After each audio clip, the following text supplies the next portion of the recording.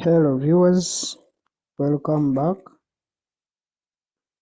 We are now looking at model drivers. Model drivers. So what we want to focus on for now is we want to focus on understanding model drivers.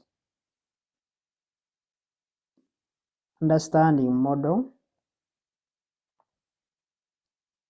drivers. Because it's these model drivers that are actually helping us. There's these model drivers that are helping us to have the model in the first place. So the issue is about understanding model drivers. Let's start in this discussion on model drivers.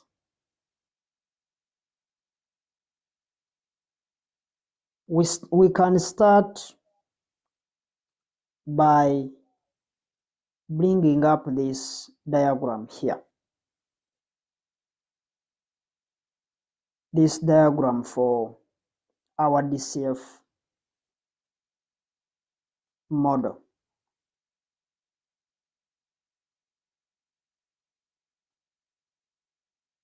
The reason why the model drivers are going to be one of the first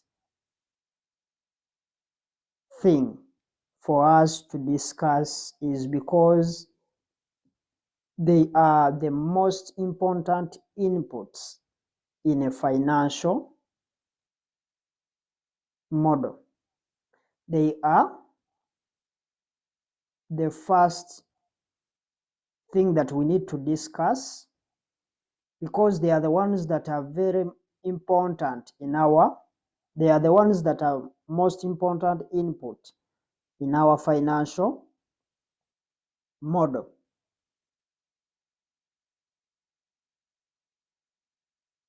And what we need to do here in this discussion is understand exactly how we define drivers,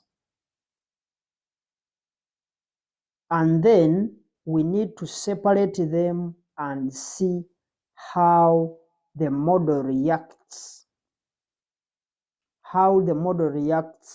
to the drivers when they move. Just like an engine for a car, it's the one that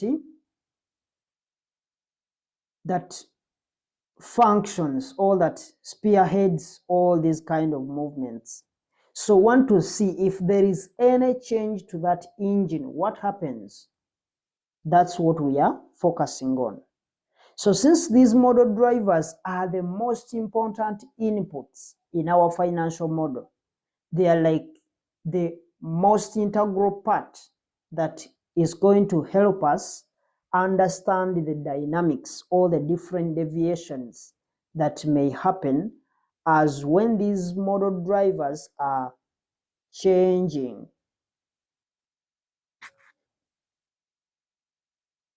So we need to see how the model is going to react to the different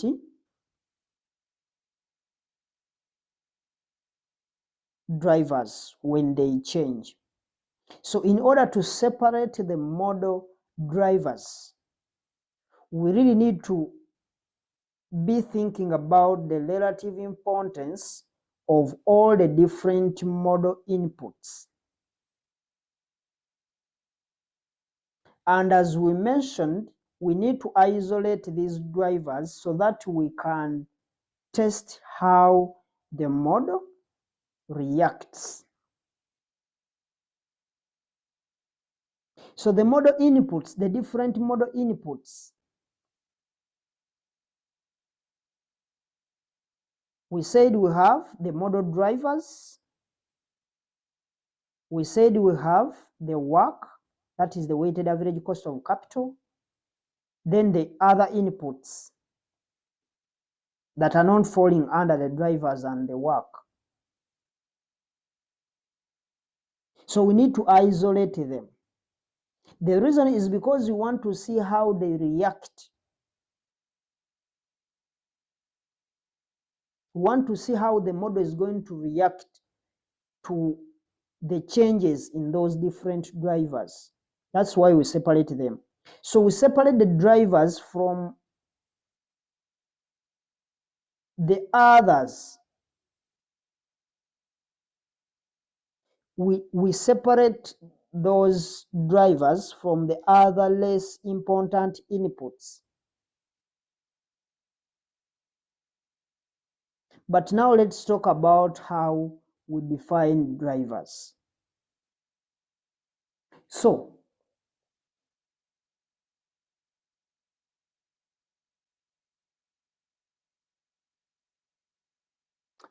the model drivers are essentially inputs which are quite volatile and also have a significant impact on the model outputs.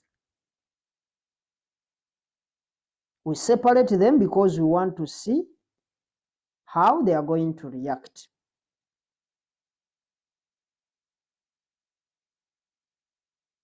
We separate the model drivers from the other less important inputs. These model drivers, they are volatile and they have a significant impact on a financial model output.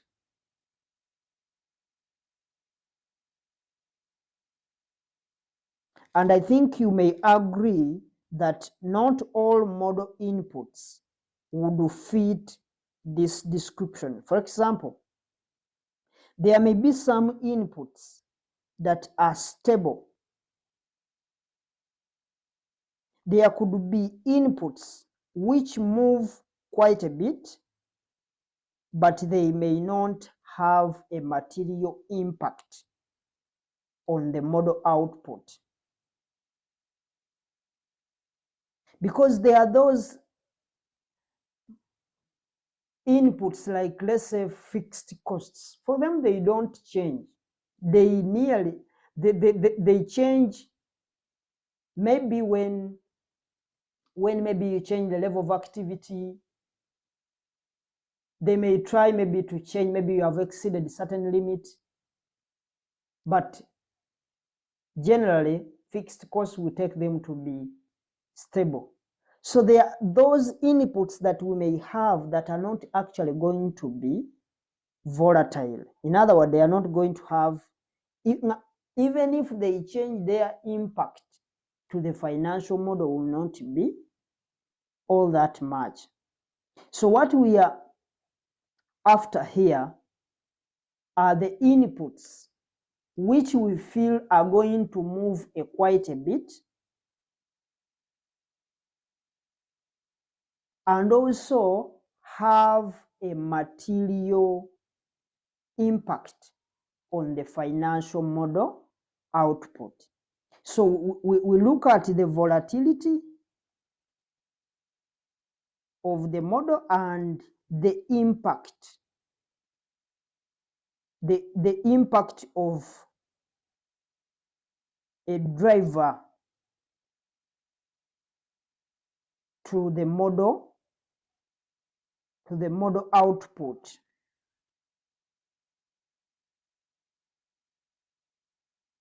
It is really important. But now, you would probably appreciate that being able to identify these model drivers requires a detailed knowledge of business. You need to know the business so that you can be able to tell these model drivers according to their ability to move, and when they move, how are they impacting the financial model. So for you to be able to understand that, you need to know the business. So as a model builder or as a model designer, we need to be asking a lot of questions to understand all of these inputs and their relative importance on the outputs.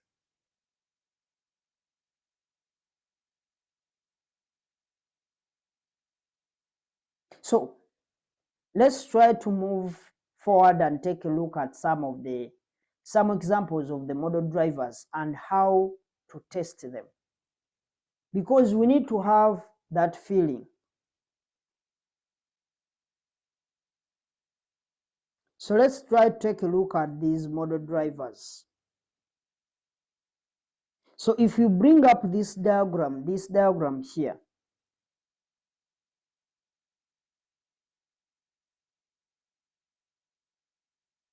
that is on our right hand side,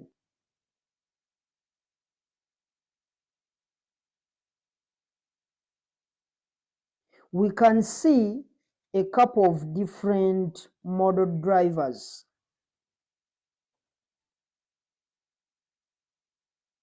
For example,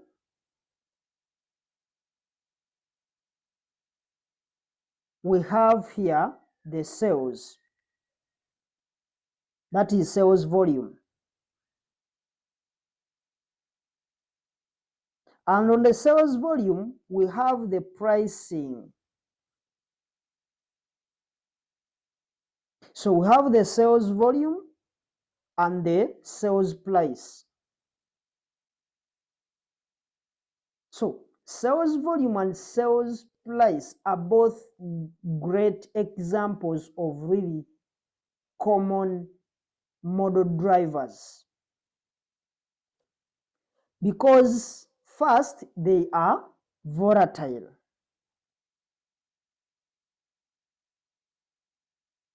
and they have a larger impact. They have a larger impact on the business. So one of the first steps is obviously identifying these as model drivers. One of the first obvious steps is obviously identifying these as model drivers through conversations that you can have with the business owners and maybe the managers.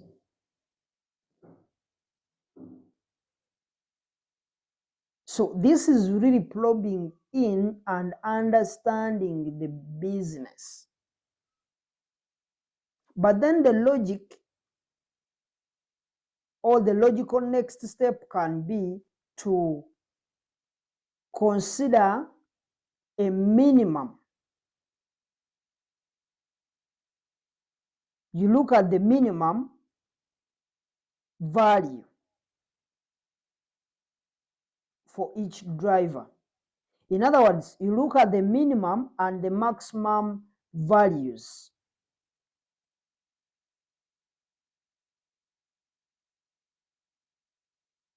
So the reason as why we are looking at this minimum and the maximum values is to make sure that we can be able to define the best case scenarios, we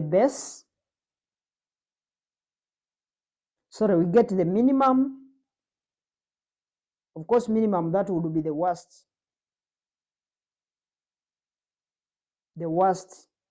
case. And then we get the maximum, which is the best case. So we get the minimum and the maximum values so that we can define our best case and our worst case. So once you define the boundaries, because those are going to give you the minimum, in other words, like you are looking at the levels, minimum and the maximum levels of the different drivers that you have identified. Once you define the boundaries with the best case and the worst case, you can think about what we call a base case, because a base case is going to be something in the middle. The worst case was the minimum. The best case was our maximum. Then we have the average. That is going to be the average is going to be our base case. So this is effectively the most likely case to happen, or that you think is going to transpire.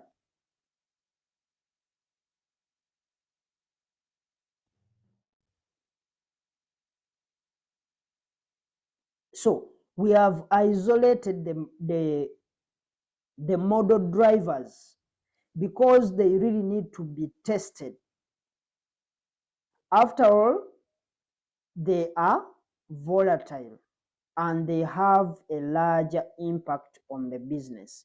In other words, for sales and price, if you price your goods expensively, you pick the maximum, you may find that the sales volume may be lower.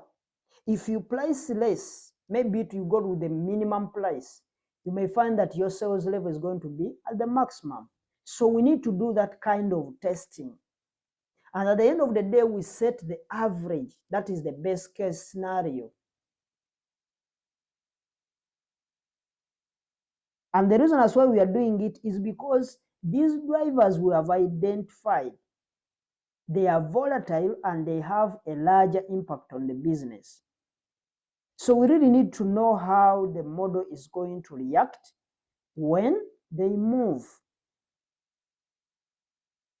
So it is really important to note that only the model drivers need to be tested with a switch. We put a switch in this way, as you are seeing this, what we call the switch. This one here is what we call the switch.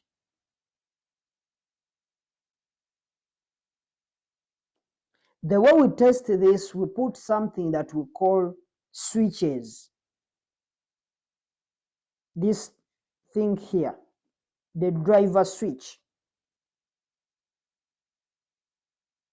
The other inputs are not as important as this. Because you are seeing here, we are only picking out the sales volume and the pricing. They are the ones we get the best case, the worst case, and also the best case, worst case, and the base case. So we put what we call a driver switch. Now that we have a good understanding of the model drivers and a little example of what they may look like in a financial model,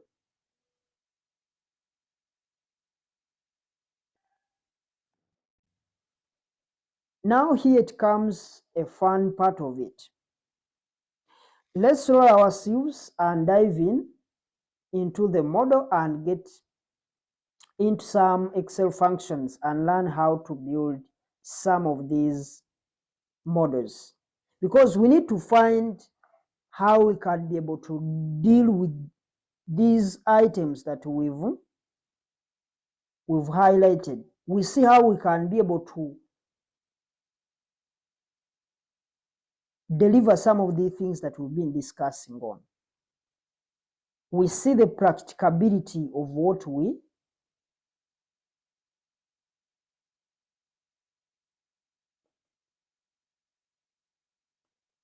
of what we've been discussing. So we'll see you in the next video as we are looking at the full model driver.